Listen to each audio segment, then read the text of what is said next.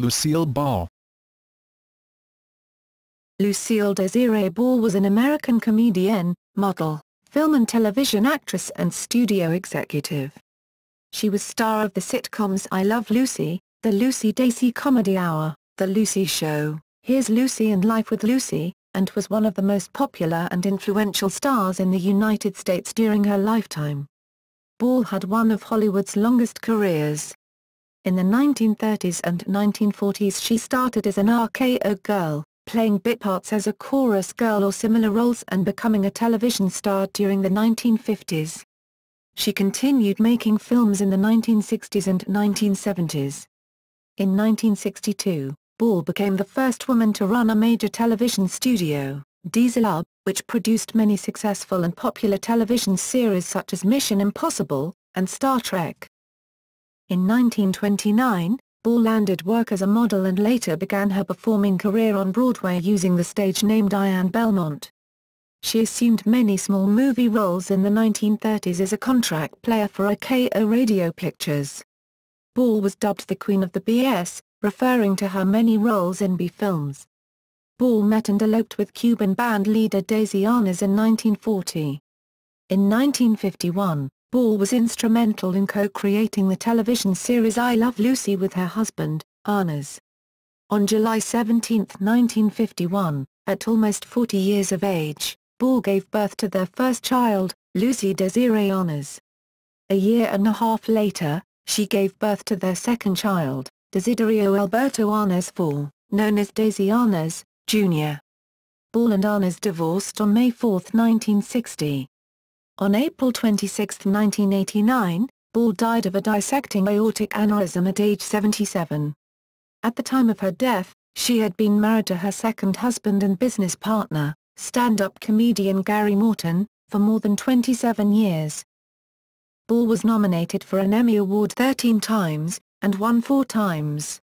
In 1977, Ball was among the first recipients of the Women in Film Crystal Award. She was the recipient of the Golden Globe Cecil B. DeMille Award in 1979, the Lifetime Achievement Award from the Kennedy Center Honors in 1986, and the Governor's Award from the Academy of Television Arts and Sciences in 1989. Early life. Ball was born to Henry Durrell Ball, September 16, 1887, April 26, 1915, and Desiree Dida Evelyn Hunt, September 21, 1892, July 20, 1977, in Jamestown, New York, in the far western part of the state. She later sometimes claimed that she was born in Butte, Montana. A number of magazines reported inaccurately that she had decided that Montana was a more romantic place to be born than New York, and repeated a fantasy of a Western childhood. Her family was Baptist, and her ancestry included Scottish, French, Irish, and English. Some of her genealogy leads to the earliest settlers in the colonies, including Edmund Rice, an early immigrant to Massachusetts Bay Colony. Her father, a telephone lineman for Bell Telephone Company, was frequently transferred because of his occupation. Within 3 years of her birth, Lucille had moved with her parents from Jamestown to Anaconda, and then to Trenton. While Dida Ball was pregnant with her second child, Frederick Henry Ball contracted typhoid fever and died in February 1915. Ball recalled little from the day her father died, but remembered a bird getting trapped in the house. From that day forward, she suffered from ornithophobia. After her father died, her mother returned to New York and her parents. Ball and her brother Fred Henry Ball, July 17, 1915, February 5, 2007, were raised by their mother and maternal grandparents in Celeron, New York, a summer resort village on Lake Chautauqua just west of Jamestown. Lucy loved Celeron Park, one of the best amusement areas in the United States at that time. Its boardwalk had a ramp to the lake as a children's slide, the pier ballroom, roller coaster, bandstand, and a stage where vaudeville, concerts, and regular theatrical shows were presented, all making the park an entertainment destination. Her grandfather, Fred Hunt, was an eccentric who also enjoyed the theater. he frequently took the family to vaudeville shows and encouraged young Lucy to take part in both her own and school plays. 4 years after the death of her father, Ball's mother Dada remarried, to Edward Peterson. While her mother and stepfather looked for work in another city, Ball and her brother were cared for by her stepfather's parents. Ball's new guardians were a puritanical Swedish couple who banished all mirrors from the house except for one over the bathroom sink. When the young Ball was caught admiring herself in it, she was severely chastised for being vain. This period of time affected Ball so deeply that in later life she claimed that it lasted 7 or 8 years, but in reality, it was probably less than one. Edward Peterson was a Shriner. When his organization needed female entertainers for the chorus line of their next show, he encouraged his 12-year-old stepdaughter to audition. While Ball was on stage, she realized performing was a great way to gain praise and recognition. Her appetite for recognition had thus been awakened at an early age. In 1927 her family suffered misfortune. Their house and furnishings were lost to settle a financial legal judgment, after a neighborhood boy was accidentally shot and paralyzed by someone target shooting in their yard under Ball's grandfather's supervision. The family moved into a small apartment in Jamestown. Teenage years and early career. In 1925 Ball, then only 14, started dating Johnny DeVita, a 23-year-old local hood. Dada was unhappy with the relationship, but was unable to influence her daughter to end it. She expected the romance to burn out in a few weeks, but that did not happen. After about a year, Dada tried to separate them by using Lucille's desire to be in show business. Despite the family's meager finances, she arranged for Lucille to go to the John Murray Anderson School for the Dramatic Arts in New York City where Bette Davis was a fellow student. Ball later said about the time in her life, "All I learned in drama school was how to be frightened." Ball was determined to prove her teachers wrong, and returned to New York City in 1928. Among her other jobs, she landed work as a fashion model for Hattie Carnegie. Her career was thriving when she became ill either with rheumatic fever, rheumatoid arthritis, or some other unknown illness, and was unable to work for 2 years. She moved back to New York City in 1932 to resume her pursuit of a career as an actress, and supported herself by again working for Carnegie and as the Chesterfield Cigarette Girl. Using the name Diane Belmont, she started getting some chorus work on Broadway but the work was not lasting. Ball was hired, but then quickly fired, by theatre impresario Earl Carroll from his Vanities, by Florence Ziegfeld from a touring company of Rio Rita, and was let go from the Schubert Brothers production of Stepping Stones. Hollywood. After an uncredited stint as one of the Goldwyn Girls in Romance Scandals, 1933, she moved permanently to Hollywood to appear in films. She appeared in many small movie roles in the 1930s as a contract player for RKO Radio Pictures, including a two-reel comedy short with the Three Stooges, Three Little Pigskins, 1934, and a movie with the Marx Brothers, Room Service, 1938. She can also be seen as one of the featured models in the Fred Astaire and Ginger Rogers film Roberta, 1935, briefly as the flower girl in Top Hat, 1935, as well as in a brief supporting role at the beginning of Follow the Fleet, 1936, another Astaire Rogers film. Ginger Rogers was a distant maternal cousin of Ball's. She and Rogers played aspiring actresses in the hit film Stage Door, 1937, co-starring Katharine Hepburn. In 1936 she also landed the role she hoped would lead her to Broadway, in the Bartlett Cormack play Hey Diddle Diddle, a comedy set in a duplex apartment in Hollywood. The play premiered in Princeton, New Jersey, on January 21, 1937 with Ball playing the part of Julie Tucker, one of 3 roommates coping with neurotic directors, confused executives, and grasping stars who interfere with a girl's ability to get ahead. The play received good reviews, but there were problems, chiefly with its star, Conway Teal, who was in poor health. Cormack wanted to replace him, but the producer, Ann Nichols, said the fault lay with the character and insisted that the part needed to be reshaped and rewritten. The two were unable to agree on a solution. The play was scheduled to open on Broadway at the Vanderbilt Theatre, but closed after 1 week in Washington, D.C. when Teal suddenly became gravely ill.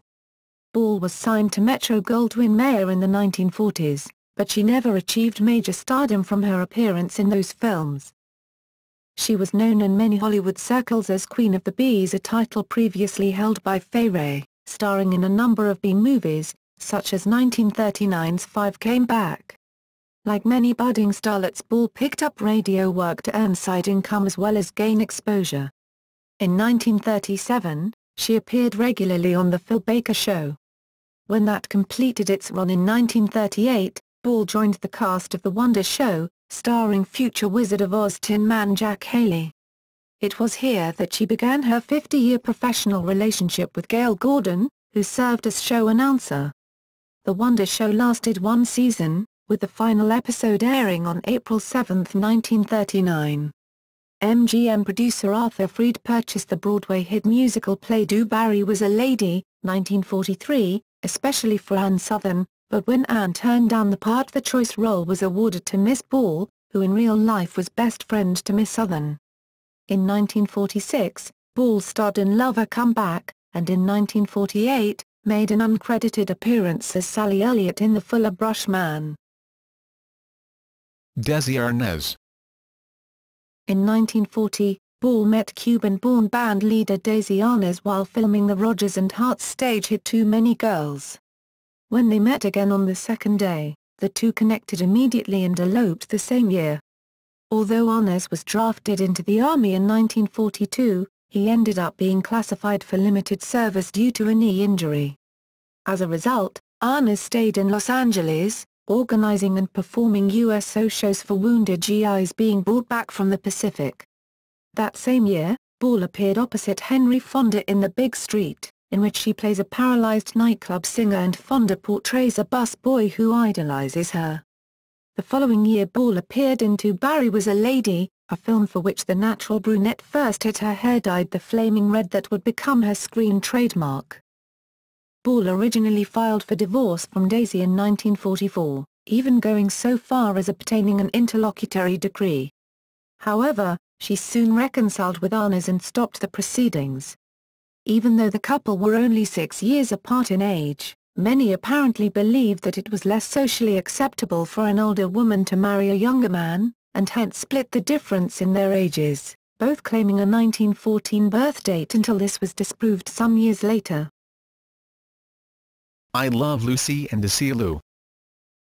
In 1948, Ball was cast as Liz Cugat, later Cooper, a wacky wife, in My Favorite Husband, a radio program for CBS Radio. The program was successful, and CBS asked her to develop it for television. She agreed, but insisted on working with Arnaz. CBS executives were reluctant, thinking the public would not accept an all-American redhead and a Cuban as a couple. CBS was initially not impressed with the pilot episode produced by the couple's Desilu Productions company, so the couple toured the road in a vaudeville act with Lucy as the zany housewife wanting to get on Arnaz's show. The tour was a smash, and CBS put I Love Lucy on their lineup.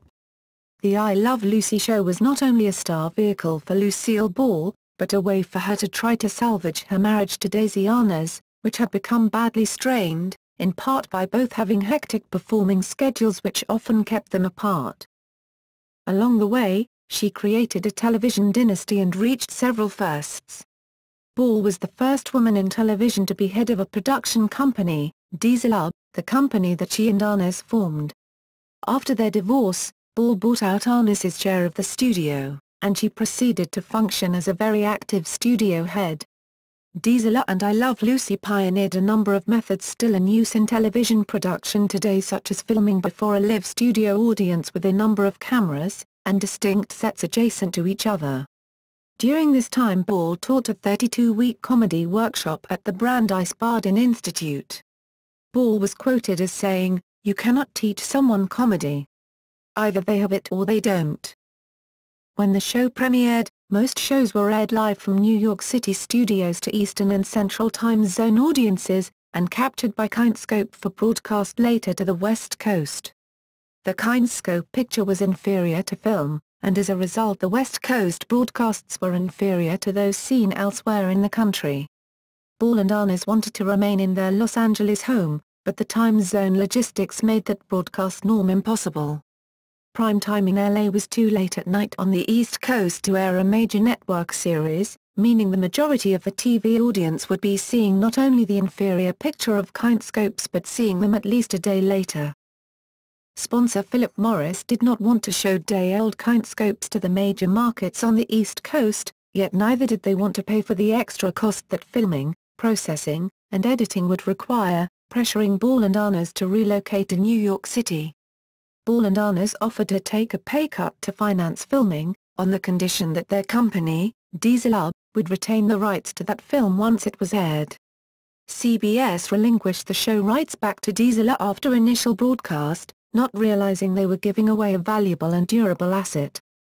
Desilu made many millions of dollars on I Love Lucy rebroadcasts through syndication and became a textbook example of how a show can be profitable in second-run syndication. In television's infancy, the concept of the rerun had not yet formed, and many in the industry wondered who would want to see a program a second time.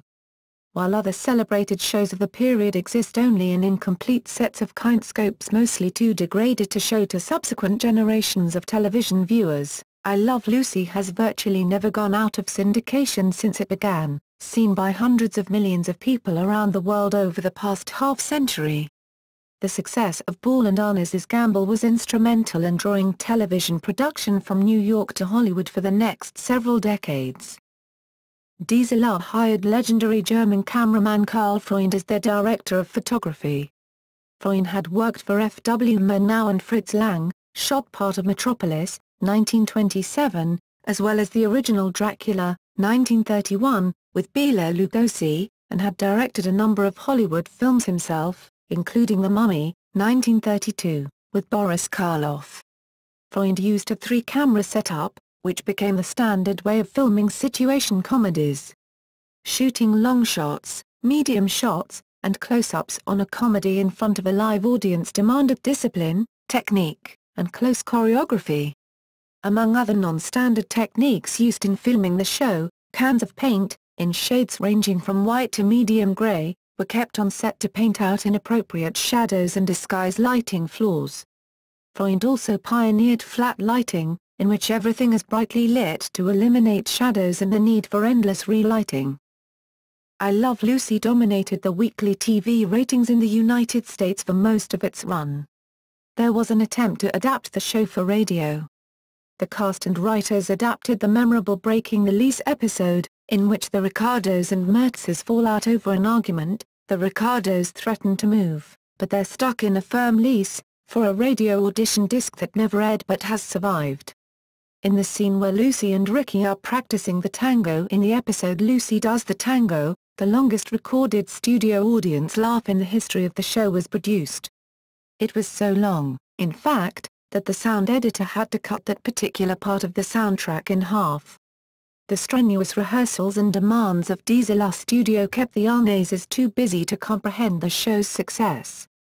During the show's production breaks they starred together in feature films, Vincent Minnelli's The Long, Long Trailer, 1954, and Alexander Hall's Forever, Darling, 1956.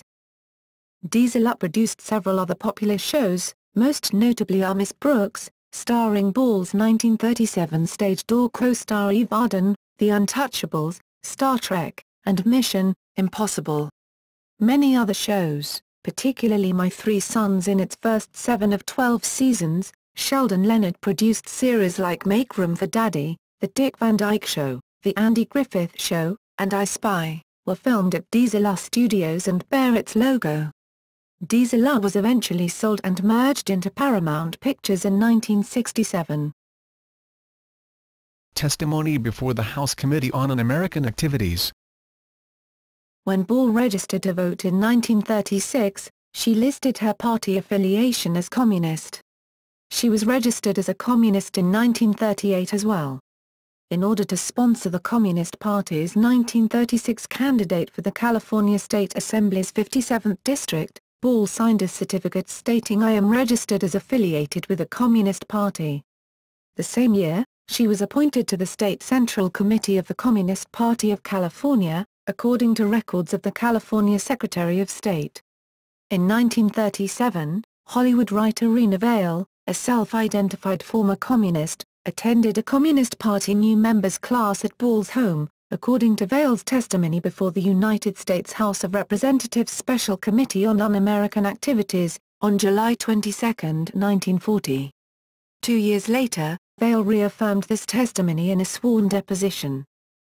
In a 1944 British paid newsreel, titled "Fundraising for Roosevelt," Ball was featured prominently among several stage and film stars at a fundraising event in support of Democratic President Franklin D. Roosevelt's campaign for re-election. She also stated that in the 1952 U.S. presidential election, she voted for Republican Dwight Eisenhower.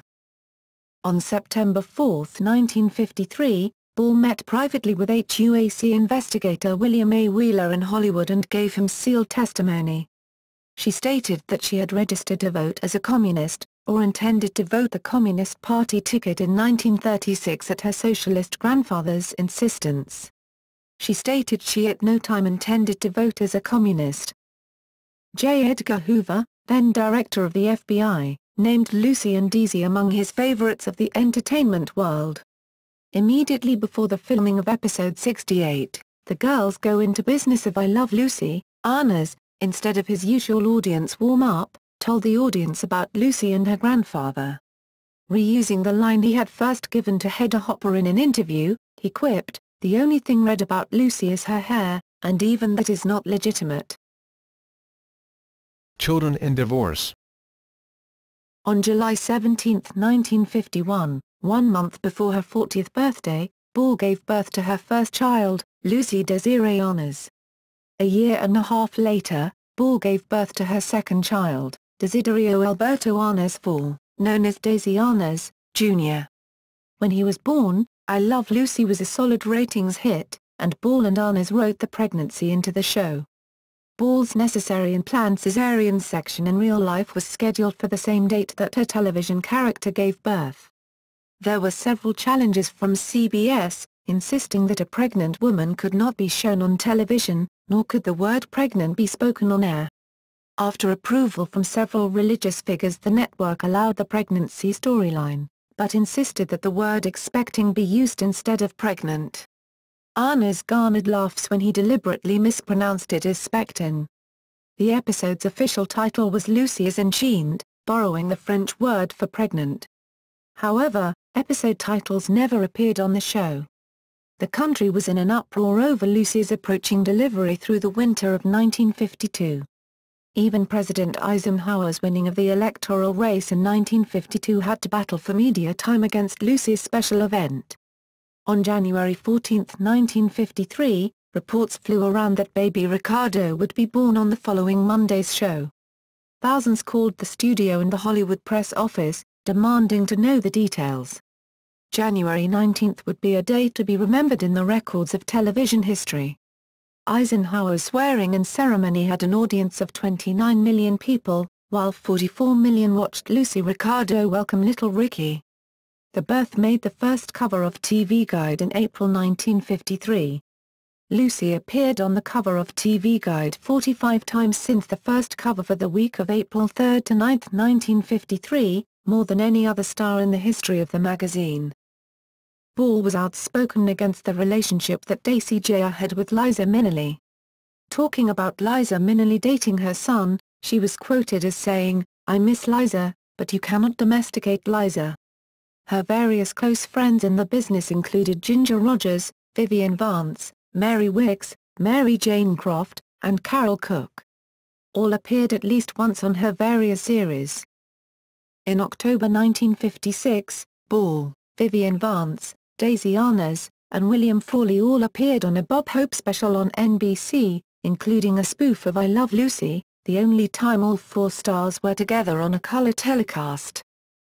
By the end of the 1950s, Desilu had become a large company, causing a good deal of stress for both Ball and Arnaz. His increased drinking further compounded matters. On May 4, 1960, just 2 months after filming the final episode of the Lucy Desi Comedy Hour, the couple divorced. On March 3, 1960, a day after Desi's 43rd birthday, Lucy filed papers in Santa Monica Superior Court, claiming married life to Desi was a nightmare, and nothing at all like it appeared on I Love Lucy. Until his death in 1986, however, Arnaz and Ball remained friends and often spoke very fondly of each other.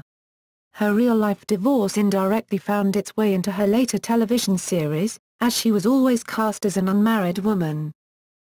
The following year, Ball performed a musical on Broadway, Wildcat, co-starring Paula Stewart.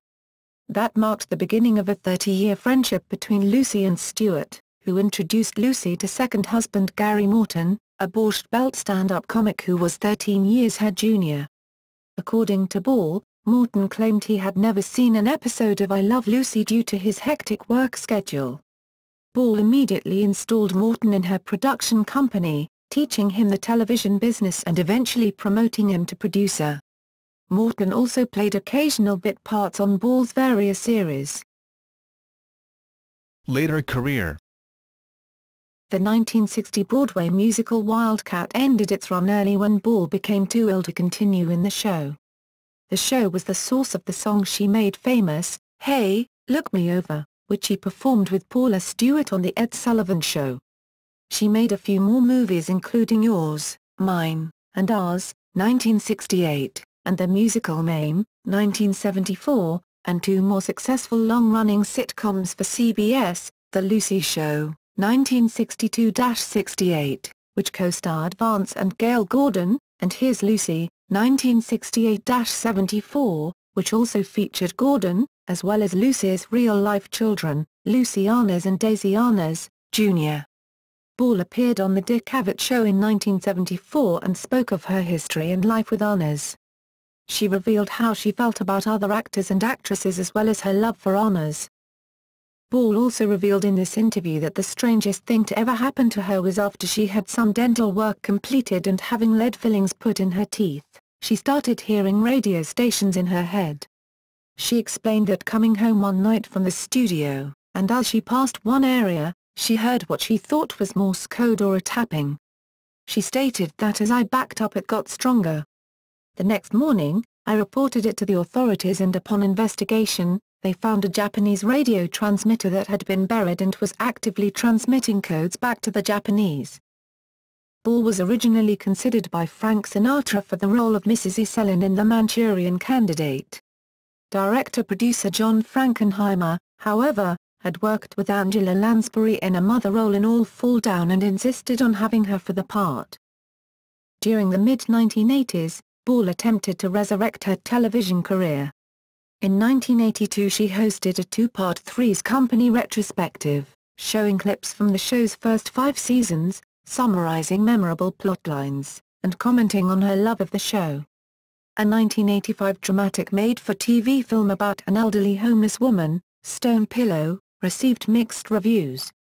Her 1986 sitcom Comeback Life with Lucy, co-starring her longtime foil Gail Gordon and co-produced by Ball, Gary Morton, and prolific producer former actor Aaron Spelling, was cancelled less than 2 months into its run by ABC. In February 1988, Ball was named the Hasty Pudding Woman of the Year. In May 1988 Ball was hospitalized after suffering a mild heart attack. Her last public appearance, just 1 month before her death, was at the 1989 Academy Awards telecast in which she and fellow presenter, Bob Hope, were given a standing ovation. Death. On April 18, 1989, Ball was at her home in Beverly Hills when she complained of chest pains. An ambulance was called and she was rushed to the emergency room of Cedars-Sinai Medical Center. She was diagnosed with dissecting aortic aneurysm and underwent heart surgery for nearly 8 hours, receiving an aorta from a 27-year-old man who had died in a motorcycle accident. The surgery was successful, and Ball began recovering very quickly, even walking around her room with little assistance. She received a flurry of get-well wishes from Hollywood, and across the street from Cedars-Sinai Medical Center, the Hard Rock Cafe erected a sign reading "Hard Rock Loves Lucy." However, Shortly after dawn on April 26, Ball awoke with severe back pains and soon lost consciousness. All attempts to revive her proved unsuccessful, and she died at approximately 05:47 pdt. Doctors determined that the 77-year-old comedian had succumbed to a second aortic rupture, this time in the abdominal area, and that it was unrelated to her surgery the previous week. Her cremated ashes were initially interred in Forest Lawn, Hollywood Hill Cemetery in Los Angeles, but in 2002 her children moved her remains to the family plot at Lakeview Cemetery in Jamestown, New York, where Ball's parents, brother, and grandparents are buried. Legacy and posthumous recognition. Ball received many prestigious awards throughout her career, including some received posthumously, such as the Presidential Medal of Freedom by President George H. W. Bush on July 6, 1989, and the Women's International Center's Living Legacy Award. There is a Lucille Ball Daisy Honors Center Museum in Lucy's hometown of Jamestown, New York. The Little Theater was renamed the Lucille Ball Little Theater in her honor. Ball was among Time magazine's 100 Most Important People of the Century. On August 6, 2001, which would have been her 90th birthday, the United States Postal Service honored her with a commemorative postage stamp as part of its Legends of Hollywood series. Ball appeared on the cover of TV Guide more than any other person. She appeared on 39 covers, including the very first cover in 1953 with her baby son, Daisy Arnaz, Jr. TV Guide voted Lucille Ball as the greatest TV star of all time, and later it commemorated the 50th anniversary of I Love Lucy with 8 collector covers celebrating memorable scenes from the show, and in another instance they named I Love Lucy the second best television program in American history, after Seinfeld. Because of her liberated mindset and approval of the women's movement, Ball was inducted into the National Women's Hall of Fame in 2001. The Friars Club has named a room in its New York clubhouse for Lucille Ball. She was awarded the Legacy of Laughter Award at the 5th Annual TV Land Awards in 2007. I Love Lucy was named the greatest TV series by Hall of Fame magazine. In November of 2007, Lucille Ball was chosen as the second out of the 50 greatest TV icons, after Johnny Carson. In a poll done by the public, however, they chose her as the greatest icon. On August 6, 2011, which would have been her 100th birthday, Google honored Ball with an interactive doodle on their homepage. This doodle displayed 6 classic moments from the I Love Lucy sitcom. On the same day, a total of 915 Ball lookalikes converged on Jamestown, New York to celebrate the birthday and set a new world record for such a gathering. On February 8, 1960, she was awarded 2 stars on the Hollywood Walk of Fame, one at 6436 Hollywood Boulevard for contributions to motion pictures, and one at 6100 Hollywood Boulevard for television. Filmography and television work.